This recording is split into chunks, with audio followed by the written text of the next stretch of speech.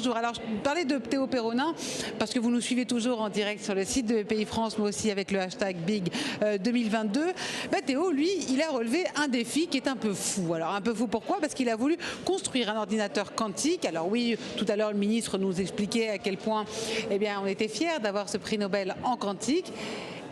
Qu'est-ce qu'a fait Théo? Lui, il a construit un ordinateur de quantique universel. C'était ça son défi, c'était le premier bloc d'une machine finalement qui va être une grande machine. C'est ça, vous développez? Exactement. Donc c'est-à-dire que la technologie qu'on a développée dans les laboratoires et qui sert de base à la start-up Alice et Bob, c'est celle d'un bit quantique qui est conçu naturellement pour répondre au principal verrou de l'ordinateur quantique, qui est d'échapper à notre monde classique, à la décohérence.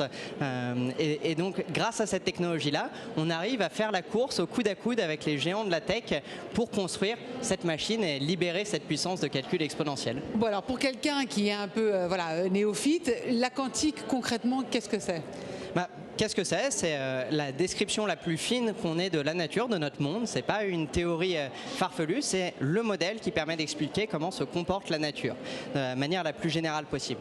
Maintenant, qu'est-ce que c'est que l'ordinateur quantique? C'est une machine qui est si fine qu'elle est régie par les mêmes lois que les atomes, que les grains de lumière, les photons dont parle Alain Aspect, prix Nobel récent, et qui, grâce au fait qu'elle est régie par ces mêmes lois, peut, pour certains problèmes, trouver des raccourcis de calcul, exploiter ces états exotiques de superposition, d'intrication, de téléportation qu'autorise la physique quantique. Donc la machine va en faire des formules, c'est-à-dire que moi, comme Archimède, je vais casser le sable pour en faire des atomes. Vous, votre machine, elle m'en fait une formule, c'est ça? C'est ça, c'est-à-dire qu'elle... Je simplifie, mais... C'est une grosse machine, c'est pas que des atomes individuellement, c'est vraiment un circuit imprimé, mais qui est conçu pour se comporter de la même façon que des atomes ou des grains de lumière. Et c'est ça ce qui est magnifique, c'est d'arriver à se dire qu'on a une machine macroscopique avec des milliards de milliards d'atomes, mais elle arrive à se comporter par les mêmes lois, enfin elle se comporte de la même façon que des systèmes élémentaires de la nature.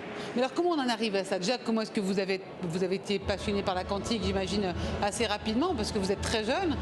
Vous me donnez deux lignes de votre parcours? Oui, donc je suis rentré à l'école polytechnique en 2012. À l'époque, je savais déjà que j'étais passionné de physique. Et en 2012, c'était un autre prix Nobel français qui était récompensé, c'était Serge Haroche, pour ses travaux pionniers sur la manipulation d'états quantiques. Et à ce moment-là, c'était le début de l'hypothèse de peut-être on arrive suffisamment bien à construire des systèmes quantiques. Et là, je me suis dit, c'est incroyable. On peut commencer à jouer, à faire des machines qui réalisent ce qui était jusque-là des expériences de pensée. C'est-à-dire, on est à la fois ici, à la fois là. On va calculer en exploitant ces états exotiques. Mais faut-il encore inventer une machine qui arrive à le réaliser vraiment? Et c'est ça le défi qui m'a passionné dès le départ. Et j'ai eu la chance de rejoindre à l'ENS Paris des groupes de chercheurs très en pointe dans le domaine, malgré le fait qu'ils étaient moins financés que leurs camarades anglo-saxons. Mais ensemble, on s'est saisi de l'opportunité techno qu'ils avaient su créer. Et on a monté ce véhicule, Alice et Bob, qui, au-delà de la start-up, c'est un vrai écosystème qui se mobilise pour relever le défi et peut-être rebattre les cartes de la souveraineté techno. Oui, parce que la quantique, c'est pas nouveau. Même le prix Nobel expliquait qu'il l'a découvert depuis 1980 déjà. Donc c'est pas très très nouveau. Mais en quoi cette machine est nouvelle et en quoi est-ce qu'elle peut révolutionner notre monde? Ce qui est... La compréhension de la physique quantique, elle a un siècle.